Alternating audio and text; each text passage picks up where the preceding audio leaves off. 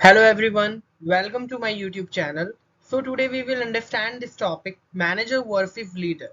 कुछ स्टूडेंट्स को लगता है मैनेजर और लीडर दोनों सेम होते हैं but no manager is and different and leader is and different it means manager and leader both are different each other so आज की वीडियो में हम मैनेजर्स और लीडर इन दोनों के डिफरेंस को पढ़ेंगे so let's start manager what is manager so managers क्या होते हैं a manager is a professional who takes a leadership role in an organisation manager professionals होते हैं जो लीडरशिप रोल प्ले करते हैं एक ऑर्गेनाइजेशन में basically they are the employed by the organisation और जो डायरेक्ट एंड मॉनिटर करते हैं अदर एम्प्लॉयज का वर्क जो भी एम्प्लॉयज वर्किंग है ऑर्गेनाइजेशन के अंदर और उनको इतनी अथॉरिटी होती है मैनेजर्स को कि वो किसी भी एम्प्लॉय को हायर भी कर सकते हैं एंड फायर भी कर सकते हैं और वो ये इंश्योर करते हैं कि जो भी टास्क एम्प्लॉयज को दिया हुआ है वो एक पर्टिकुलर टाइम फ्रेम पे कंप्लीट हो और ये भी देखते हैं कि जितनी भी rule and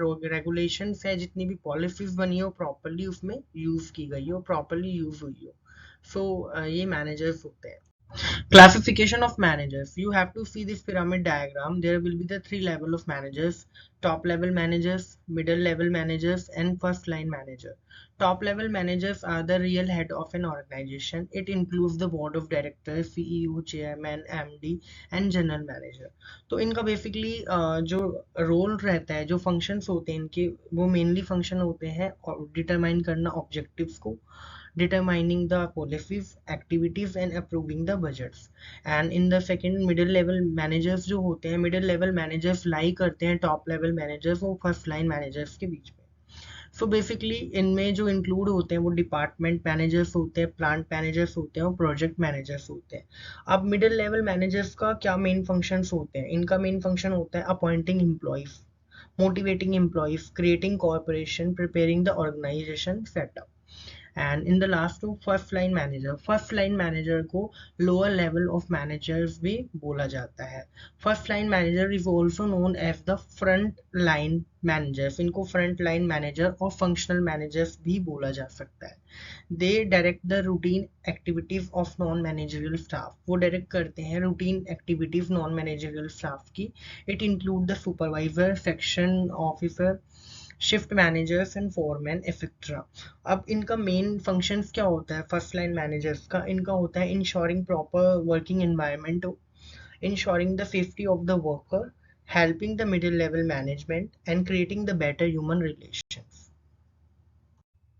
function of managers so these all are the function of manager and this is also called the function of management planning organizing staffing directing controlling so first of all we know that what do you mean by the planning it refers to thinking beforehand it means planning is the determination of future course of action to achieve a desired result किसी भी organisation को में start कोई भी product launch करने से पहले हम क्या करते हैं कुछ प्लानिंग करते हैं वो बेसिकली वो प्लानिंग्स जो होती है वो हमारी कंपनी की स्ट्रैटेजीज को लेकर होती है उसके प्लान्स को लेकर होती है उसकी पॉलिसीज को लेकर होती है और उसके बजट को लेकर होती है next is an organising involve the arrangement of resources it means हमारे पास कितने जो भी रिसोर्सेज एक ऑर्गेनाइजेशन को स्टार्टअप के लिए चाहिए उनको अरेंज करना शेड्यूलिंग टास्क उसमें टास्क को शेड्यूल करना और जितनी भी एक्टिविटी होती है वो एक सीक्वेंस में मैनर में होती है नेक्स्ट इज एन स्टाफिंग होता है it refers to filling and keeping the field post with people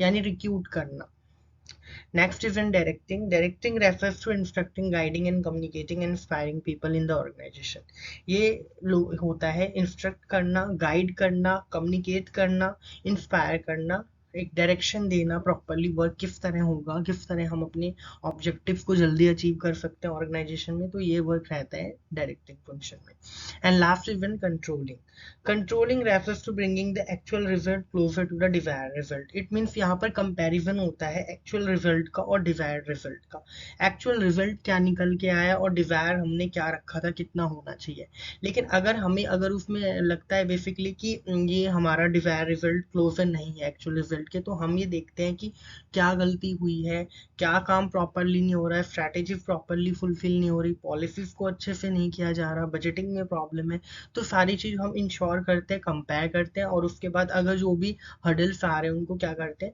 remove करते हैं और उसके बाद प्रॉपरली कंट्रोल रखते हैं ऑर्गेनाइजेशन के अंदर. So these all are the function of the manager. Leader. What is a leader? A leader is the one who inspires, encourages, and influences his men to work willingly in attainment of organization's objective. It means leader वो होता है जो inspire करता है, encourage करता है और influence करता है किसी भी एम्प्लॉय को जो ऑर्गेनाइजेशन में वर्क कर रहा है, जिससे वो एम्प्लॉय ऑर्गेनाइजेशन में अच्छे से वर्क कर पाए और जो ऑर्गेनाइजेशन के ऑब्जेक्टिव हैं उसे वो अचीव कर पाए. Leader has a vision who inspire people in such a way that it becomes their vision. It means जो लीडर का विजन होता है, यानी विजन का मीन्स है दृष्टि. जो लीडर की दृष्टि होती है वो इस तरह लोगों को इंस्पायर करता है कि वो लोगों का विजन बन जाता है. Okay. Qualities of a leader. अब ये क्वालिटीज होनी चाहिए एक लीडर के अंदर. सबसे पहले आता है foresightness to predict and make plan for the future. It means यहाँ पर प्रिडिक्ट करना, प्लान्स करना फ्यूचर्स के लिए. Intelligence. Leader should be intelligent regarding their interpret relevant information. उसके पास सभी इंफॉर्मेशन होनी चाहिए. क्रिएटिव होना चाहिए, क्रिएटिविटी होनी चाहिए, that having an unique innovation and original thinking. Passionate होना चाहिए, पैशन होना चाहिए, एनर्जेटिक होना चाहिए जिसमें लोगों का इंटरेस्ट बने. पॉजिटिव थिंकर होना चाहिए, यानी उसकी जो सोच है पॉजिटिव होनी चाहिए. अगला आता है करिश्मा.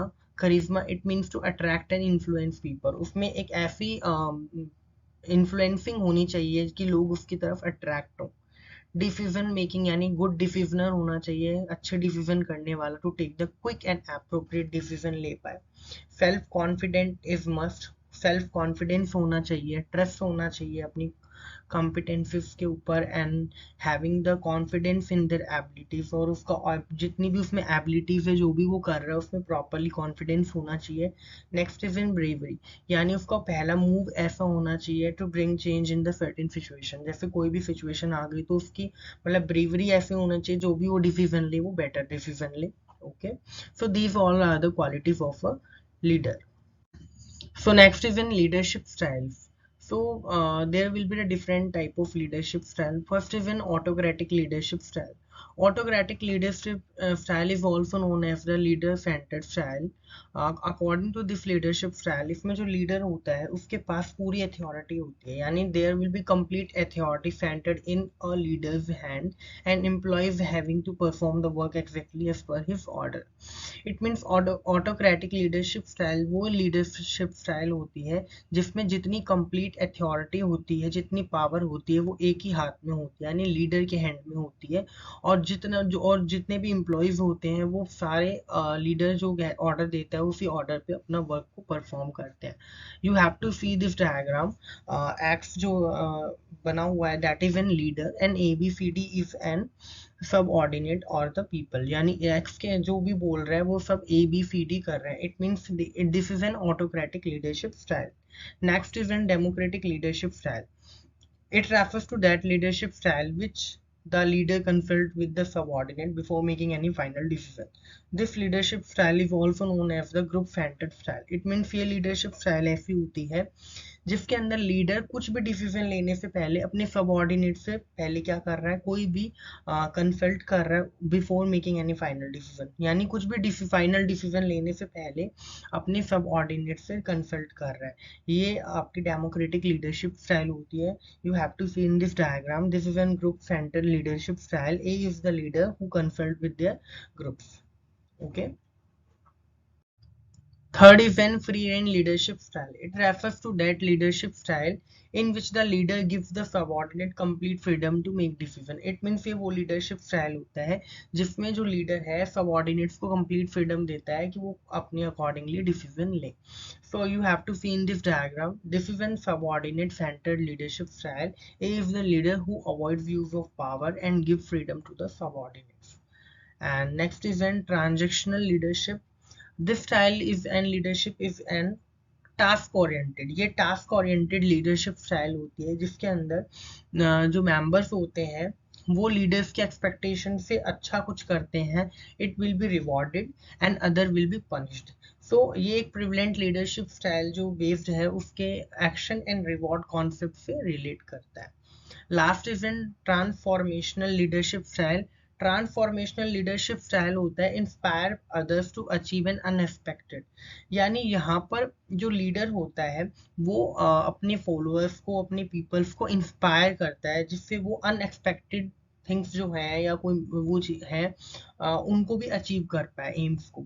दे aims to transform and improve their member. Transformational से ही पता लग रहा है इसमें ट्रांसफॉर्म करना, कुछ नया बनाना, ट्रांसफॉर्म करना और इम्प्रूव करना टीम मेंबर्स को, ऑर्गेनाइजेशन के, and function and capabilities by motivating and encouraging them. It means transformational leadership वो बेसिकली वो लीडरशिप होता है जिसमें जो लीडर है वो ट्रांसफॉर्म करता है अपने टीम मेंबर्स को कि वो ज़्यादा से ज़्यादा अनएक्सपेक्टेड भी अचीव करें, और बेसिकली यहाँ पर वो मोटिवेट करता है और इनकरेज करता है उनको। Difference between leader and manager. On the basis of the difference, we have to compare the manager and leader.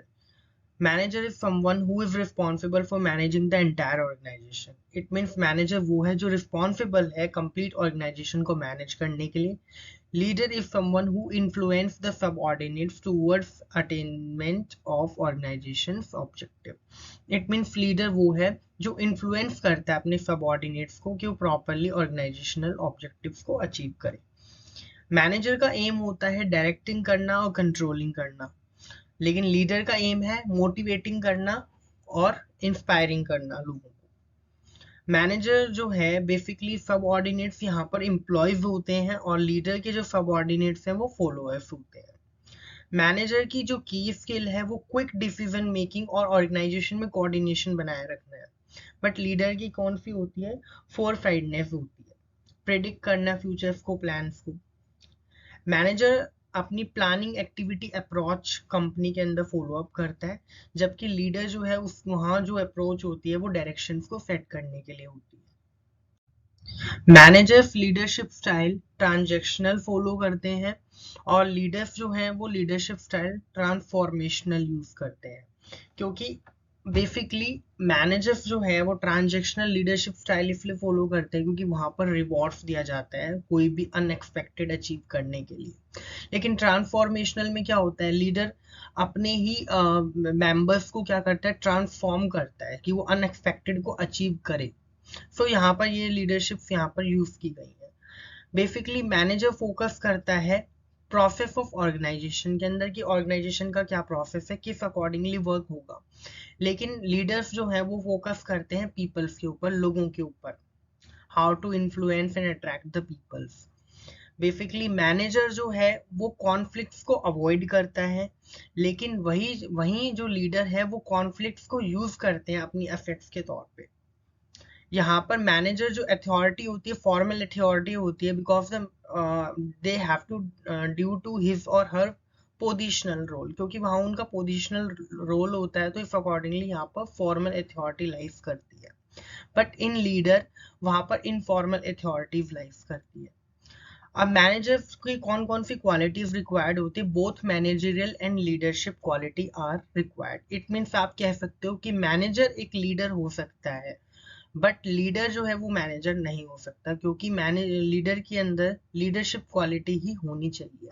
इसलिए हम कह सकते हैं एक मैनेजर दोनों रोल प्ले कर सकता है, एक लीडर का भी एक मैनेजर का भी, बट एक लीडर जो है वो सिर्फ एक लीडर की क्वालिटी ही उसमें रिक्वायर्ड होती है, वो एक लीडरशिप ही फॉलो अप करता है, वो मैनेजर या मैनेजरियल रोल प्ले नहीं कर सकता।